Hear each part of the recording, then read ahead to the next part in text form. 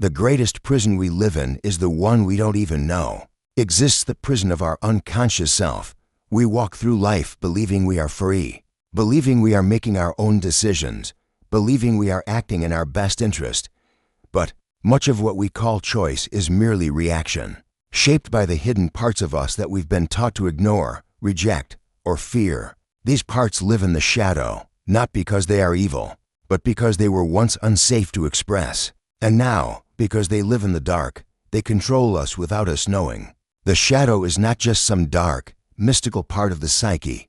It's the you that you've buried. It's the rage you swallowed as a child when your voice was punished. It's the sensuality you denied because it made others uncomfortable. It's the ambition you suppressed because you were told not to outshine others. It's the jealousy you were shamed for, the sadness you were mocked for, the desires you were told were sinful. Over time, these parts didn't disappear. They simply slipped beneath the surface, where they became strangers to you. And like all strangers, you began to fear them. But what we do not own owns us. And so, the shadow, once buried, begins to surface in distorted ways. The man who prides himself on always being calm may explode in rage when no one's watching. The woman who plays the caretaker may secretly resent everyone who needs her. The person who constantly smiles may feel dead inside. And the more we deny these contradictions, the louder they become. Integration does not mean we act on every impulse or indulge every emotion. It means we bring awareness to the truth of our inner world. Because truth liberates. A man who knows his shadow is far less dangerous than the one who denies it. The one who's aware of his pride can keep it in check. The one who owns his anger can find where it's protecting him. The one who sees his jealousy can trace it back to a fear of not being enough. Self-awareness doesn't make you perfect, it makes you real. And in being real, you finally become trustworthy to yourself.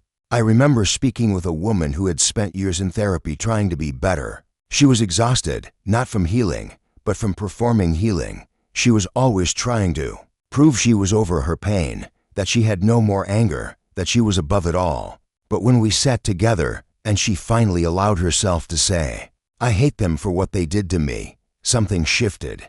She wasn't wrong for feeling that way, she was human. And in naming that truth, she didn't become more hateful. She became softer, more honest, more free. That's the paradox when you accept the shadow. It stops needing to control you. Children often show us the raw, unfiltered shadow. They scream when they're angry, cry when they're sad, laugh without shame, but slowly they learn what's allowed and what's punished, and they adapt. They learn to wear masks to survive.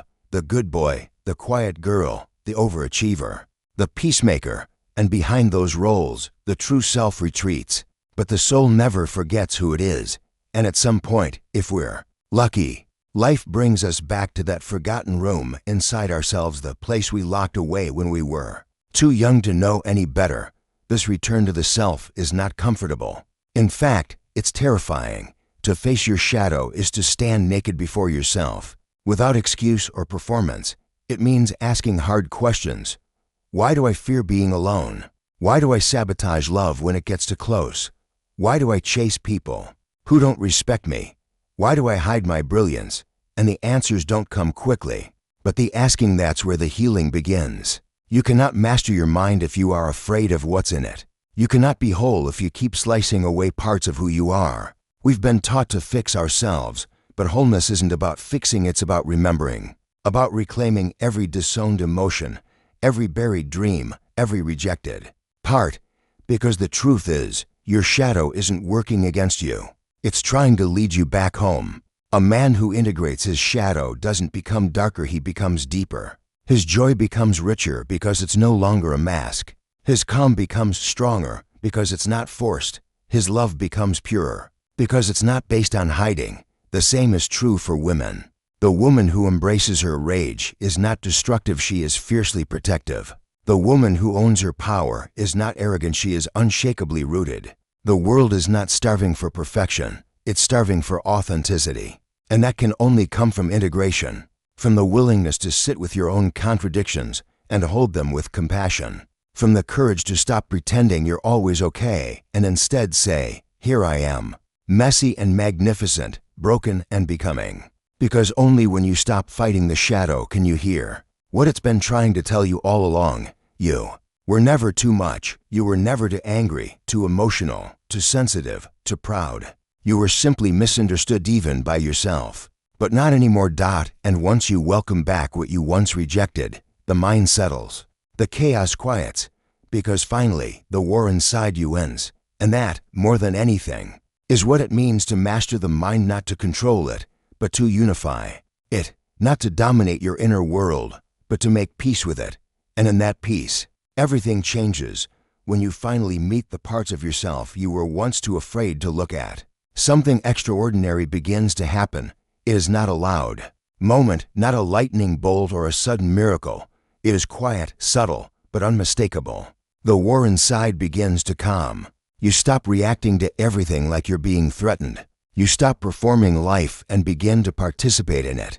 This is the beginning of emotional freedom, not the absence of emotion, but the ability to be fully present with it, without collapsing under its weight.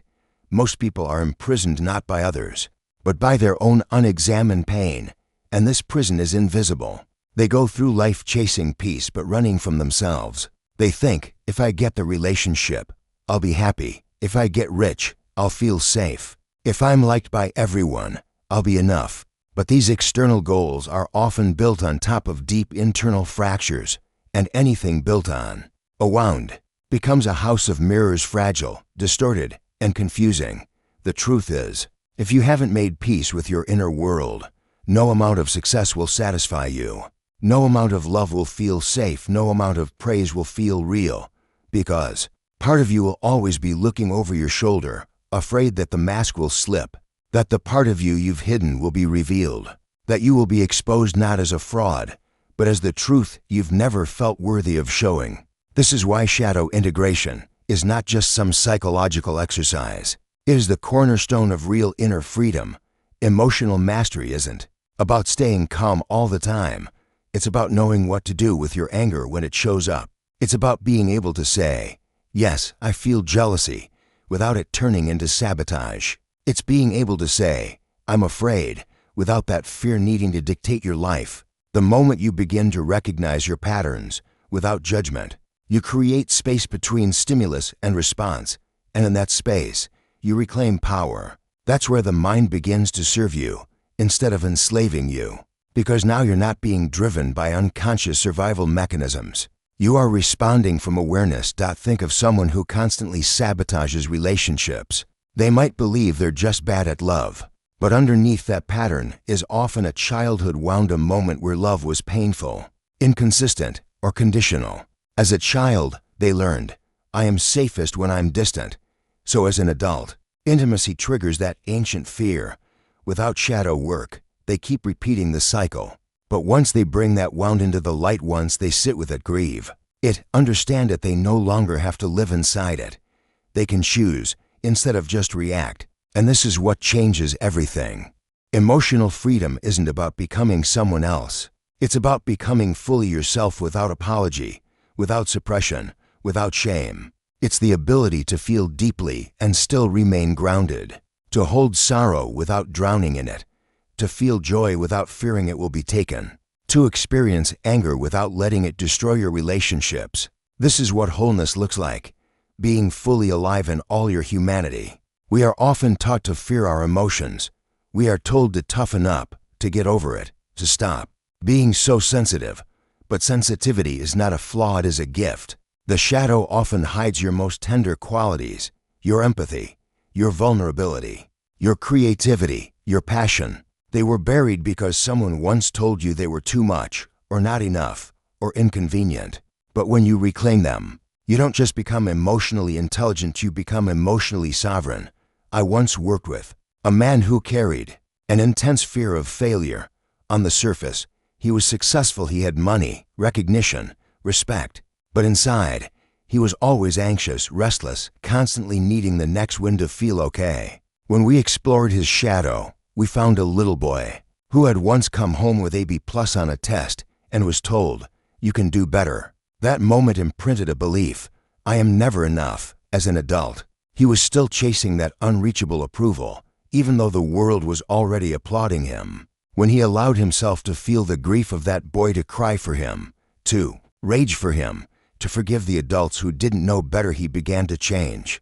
Not because he forced himself to think positively, but because he no longer needed to prove anything. He began to act from fulfillment, not fear, and the anxiety began to fade, not because life became easier, but because his relationship to himself became honest. That's the essence of shadow work. You go inward, not to escape the world, but to learn how to live in it without being torn apart by it. You learn to love the whole of who you are, the scared parts, the angry parts, the wild parts, the ambitious parts. You stop splitting yourself between good and bad, and you begin to see that everything in you has a place.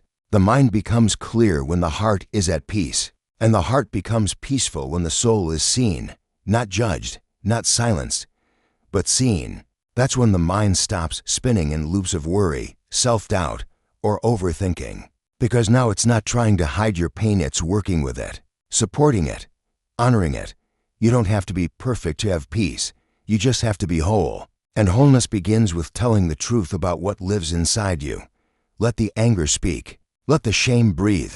Let the grief be heard. Not to stay there forever, but to understand where you've been.